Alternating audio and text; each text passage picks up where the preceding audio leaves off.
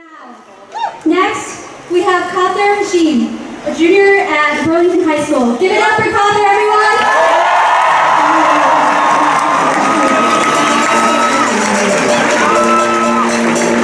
Hello everyone, my name is Kawtha Hashim. I am currently a junior at Burlington High School.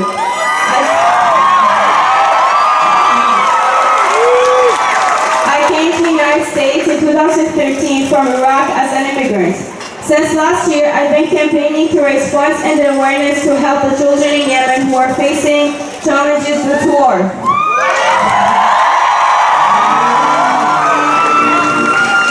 Today, I'm here to talk about the negative impact of climate change on war and the negative impact of war on climate change. The impact on climate is not limited by borders. This is a universal challenge that demands all people to work with each other to resolve it. It's not only a negative impact on our generation, but it's also the negative impact on the upcoming generations. It's time to turn words into actions. There's a very strong relationship between climate change and war. As I said, each one triggers the other. For example, in war, water supply often becomes dysfunctional and unsafe because of poor natural resource management. Droughts are also a reality and led to crop failure.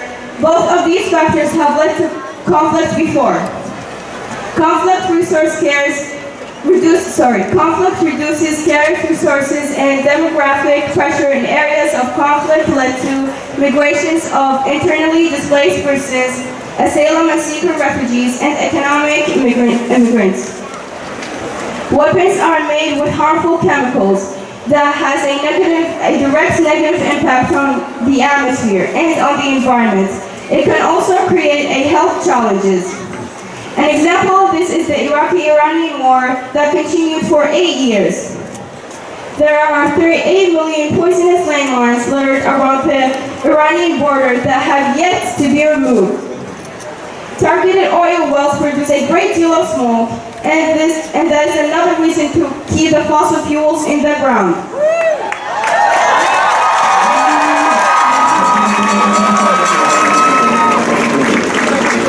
Today we are talking about climate change and the actions that need to be done. Historically, in times of war, government have even more difficulties than usual with these 4 issues. 1, encouraging people to use clean electricity, and what I mean by that is electric power for cars instead of gas as fuel.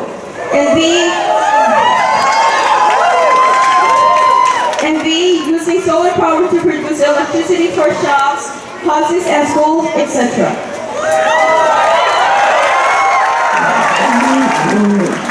2, raising awareness of the value of recycling. 3, improving waste management and keep factories' waste in a safe place, such as healthy landfill, especially those who produce chemical waste. Improving the irrigation and drain system. But now what? Are we just going to go home and do nothing about it? Are we just going to let the next generation face these consequences? We can change our destiny. We can save the next generation. What will the future say about us? Are they going to appreciate us like we appreciated our grandparents? Now, does everyone recognize their responsibility around this issue? Are we willing to fight to save this planet and the upcoming generations?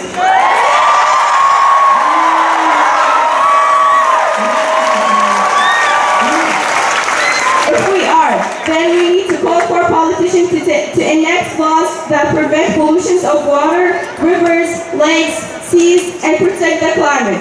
As a young Iraqi American, I thank you for every action you take to take care of this gorgeous earth. Thank you.